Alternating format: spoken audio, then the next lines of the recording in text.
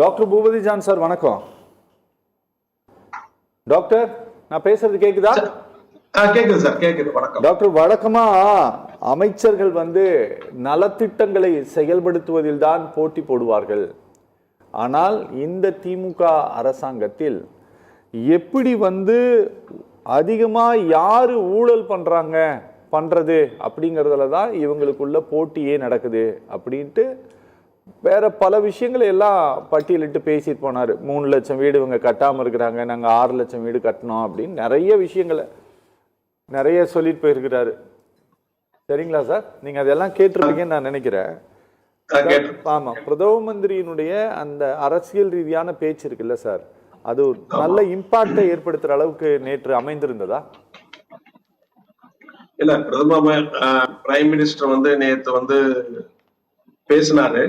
அதுல பேசுனதுல ஒரு வரவேற்கக்கூடியது என்னன்னா, எப்பவுமே பிரைம் மினிஸ்டர் சவுத்ல வந்தாருன்னா முதல்ல, அதுவும் குறிப்பா தமிழ்நாடெல்லாம் வந்தா ஹிந்தியில தான் பேசுவார். சரி.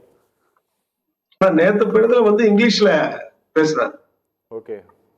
ஆங்கிலத்துல அப்புறம் மொழிபெயர்க்கப்படுகிறது தமிழ்ல. அது ஒரு நல்ல முயற்சி தான் சொல்லணும். ஆனா அவர் சொல்லக்கூடிய அந்த தமிழ்நாடுக்கு கொடுத்திருக்கக்கூடிய நலத்திட்ட உதவிகள் எல்லாம் கொடுத்தன்னு சொல்லிட்டு அவர் பட்டியல் போட்டாரு. அதுல ஒரே ஒரு பட்டியலை மட்டும் சொல்றோம். ரயில்வே பட்ஜெட்டுக்கு அவர் என்ன சொன்னார்னா, 2026-27 2009 இருந்து 2014 வரைக்கும் 880 கோடி தான் அலோகேஷனு. 2026-27 7600 கோடி அலோகேட் பண்ணிருக்கிறோம் தமிழ்நாட்டுக்கு அப்படின்னு ஒரு பட்டியல் கொடுக்கிறார். நீங்க அது எப்படி பார்க்கணும்னா கம்பேர் பண்ணி பார்க்கணும். மத்த இவனுக்கு எவ்வளவு கொடுத்திருக்கிறாரு, நம்மளுக்கு எவ்வளவு கொடுக்கிறாரு அப்படின்ட்டு. நீங்க குறிப்பா பாத்தீங்கன்னா ராஜஸ்தான், குஜராத் எல்லாம் எப்படி நம்மளுக்கு 2009-2014 அலோகேஷன் 879 கோடி. ஆனா அதே 2009-14 குஜராத்துக்கு 589 கோடி தான் அலோகேஷன். ஆனா 2026-27 குஜராத்துக்கான அலோகேஷன் எழுதுறீங்களா, 17,366 கோடி. கிட்டத்தட்ட 29 ஃபோல்டு, 29 ஃபோல்டு ரைஸ் ஆயிருக்கு. சரி. நம்மளுக்கு அலோகேட் பண்ண கோடி அளவு 7,611 கோடி தான். சரி, ராஜஸ்தான் எடுத்துக்கங்க. ஒரு உதாரணத்துக்காக சொல்றேன். ராஜஸ்தான்ல கிட்டத்தட்ட 2009-2014 அலோகேஷன் 682 கோடி தான். ஆனா 2026-27 10,228 கோடி. இது ராஜஸ்தானுடைய அலோகேஷன். இது எதுக்கு நான் சொல்ல வரேன் அப்படின்னா, நம்ம தமிழ்நாட்டுக்கு இவ்வளவு 7,600 கோடி அலோகேட் பண்றதுன்னு சொல்றாரு. நார்த்ல இருக்கக்கூடிய குஜராத், மத்திய பிரதேஷ், MP, ரெண்டாவது ராஜஸ்தான், ஜார்க்கண்ட், இது போன்ற மாநிலத்துக்கு கொடுக்கப்பட்ட ரயில்வே பட்ஜெட்டுடைய அலோகேஷன் நம்மளை விட 30 ஃபோல்ட்ஸ் அதிகமா இருக்கு. குறிப்பா இன்னொரு சொல்ல பாருங்க, உத்தரகாண்ட்ல பாருங்க 187 கோடி தான் அலோகேஷன் 2009. நம்மளை விட 10 நம்ம அலோகேஷன்ல 10% தான். ஆனா 2026-27 அவங்களுடைய அலோகேஷன் கிட்டத்தட்ட 4,800 கோடி. அப்ப இதனுடைய எவ்வளவு டிஸ்பாரிட்டி இருக்கு பாருங்க. ஆக்சுவலா பார்க்க போனா தமிழ்நாட்டுக்கு கிட்டத்தட்ட 25,000 கோடி அலோகேட் பண்ணிருக்கணும். ஆனா அவங்க அலோகேட் பண்ணது 7,000 தான். இது ஒரு மெத்தட். இதுலயே பாத்தீங்கன்னா திட்டத்துல எய்ம்ஸ் பாத்தீங்கன்னா அதே மதுரையில எய்ம்ஸ்ல 2015 பட்ஜெட்ல அனௌன்ஸ் பண்றாங்க. ஆனா அடிக்கல் நாட்டு 2019. அவங்க என்ன சொல்றாங்க, 18 மாசத்துல கட்டி முடிச்சிருவோம், டிசம்பர் 2025 கட்டி முடிச்சிருவோம் சொல்லிட்டாங்க. சரி. ஆனா இது வரைக்கும் பாத்தீங்கன்னா ஒரு 50% வேலை தான் முடிஞ்சிருக்கு. ஆனா அதே சமயத்துல கான்டெம்பரரியில 2017 அனௌன்ஸ் பண்ண நாக்பூர், ஜோரக்பூர், ஆந்திரால, வெஸ்ட் பெங்கால், இமாச்சல பிரதேஷ், ஜம்மு காஷ்மீர், பஞ்சாப், அஸ்ஸாம் எல்லாத்துலயும் எய்ம்ஸ் ஃபங்க்ஷன் ஆயிட்டு இருக்கு. அப்ப தமிழ்நாடு எப்படி வஞ்சிக்கப்படுகிறது அப்படிங்கிறது ரொம்ப முக்கியம் சார். எனக்கு சொல்லுங்க, நேற்று மரியாதைக்குரிய எதிர்கட்சி தலைவர் பேசும்போது கூட தமிழ்நாட்டினுடைய வளர்ச்சியில் பிரதமர் ரொம்ப மிகுந்த அக்கறையோடு இருக்கிறார் சொன்னாரு. அந்த வார்த்தையோடு பிரதமர் சொல்லிய தரவுகள் ஒத்து போகுதா சார்?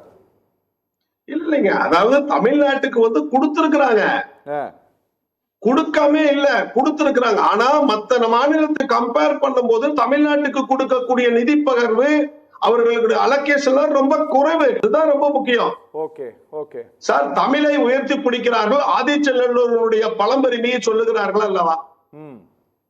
கீழடியினுடைய அறிக்கை ராமகிருஷ்ணன் அவர்கள் கொடுத்து எவ்வளவு நாட்கள் ஆகிறது, அதனுடைய ஃபுல் ப்ரூஃபா வந்து எல்லாமே நிரூபிச்சிருக்கிறாங்க. ஒண்ணு வெளியிடல. ஓகே, அந்த வெளியிடுவதற்கு பல்வேறு தடைகளை சொல்றாங்க, சிக்கல்கள் சொல்றாங்க. சரி, ராமகிருஷ்ணன் என்பது தொல்லியல் துறையில மிக தலை சிறந்த நிபுணர். ஆதாரத்தோடு விஞ்ஞான முறைப்படி நிரூபிச்சிருக்கிறாரு. சரி, இப்ப கூட பாத்தீங்கன்னா கிரேக்க கல்வெட்டுல, பிரமிட்ல, எகிப்தில் இருக்கக்கூடிய பிரமிடுகள்ல வந்து தமிழ் எழுத்துக்கள் பொறிக்கப்பட்டிருக்குது. ஓகே, அப்ப நம்மளுடைய காலம் எப்படி நீண்டு இருக்குதுன்னு பாருங்க. உலகத்திலேயே அதிசயமாக இருக்கக்கூடிய பிரமிடுகளில் தமிழ் எழுத்துக்கள். என்ன ஒரு ஆச்சரியம். ஆனா இங்க மாட்டேங்கிறாங்க, அங்கீகரிக்க மாட்டேங்கன்னு சொல்றாங்களே. Okay sir, okay okay okay, பேசலாம் டாக்டர். டாக்டர், இன்னும் நாள் போக போக இன்னும் ரொம்ப சூடு பிடிக்க ஆரம்பிக்கும்னு வச்சுக்கோங்களேன். இன்னும் முடிய பிடிச்சிட்டெல்லாம் சண்டை போட ஆரம்பிச்சிருவாங்க இன்னும் கொஞ்ச நாள்ல. என்னங்க டாக்டர்? ஆமா, இதெல்லாம் நடக்கத்தான் செய்யும். ஆமா, அதனால டாக்டர், இந்த இவர்கள் சொல்லிக் கொள்ளக்கூடிய ஒருவர் மாறி மாறி சொல்லிக் கொள்ளக்கூடிய குற்றச்சாட்டுகள் இருக்குல்ல, இது எல்லாமும் எதற்காக அப்படின்னா மக்களுடைய வாக்குகளை வாங்குவதற்காக மட்டும்தான். அதனாலதான் தன்மையாக பேசுவது, கோபமா பேசுறது, ஆவேசமா பேசுறது, அக்கறையா பேசுறது, எல்லாமே நடிக்கிறது உட்பட எல்லாமே அதுக்காக தான். இதுல இந்த காரியத்துல கொஞ்சம் நேற்றைய பிரதமருடைய பேச்சு ஏதாவது ஸ்கோர் அடிச்சிருக்கா நேத்து? இல்ல, அதாவது பிரதமர் வந்து அதை ஸ்கோர் பண்றதுக்கு தான் முதல்ல ஆங்கிலத்திலே பேசினார், நான் முதல்ல குறிப்பிட்ட மாதிரி. சரி, ஏன்னா இந்தியில பேசியிருந்தாருன்னா அப்படியே அடுத்த நாளே ஆப் விழுந்திருக்கும். அதனால பேசினார், அதான் அழகா சொன்னாரு. சொல்லுங்க, எழுத்து பிழை இல்லாமல் அவர் எவ்வளவு அழகா பேசாரு பாருங்க.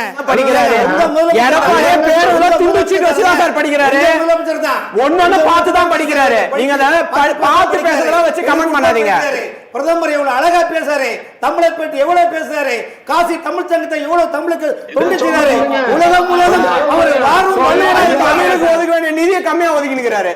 ராமன்,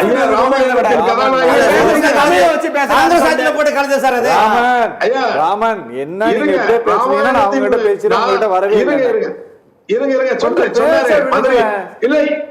ஒரு நிமிஷம். சொன்னாரு நாவில் இனிக்கும் தமிழுக்கும், நாசியில் மக்கும் மல்லிகைக்கும் எப்படி மதுரை பெயர் போனதோ அதே போல 12 ஆண்டுகளில் 12,000 கோடி கொடுத்து 74 திட்டங்களை நான் சரிபடுத்துறேன் என்று சொன்னார். ஆனா அதுல முதல்லயே அடிப்படையில ஒரு முரண்பாடு.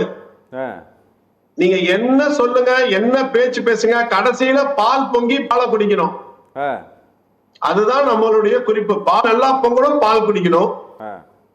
அதுல அவர் என்ன சொல்றாரு, கடைசியில எல்லாம் பேச்சு முடிச்சுட்டு என்டிஏ ஆட்சி அமையும்.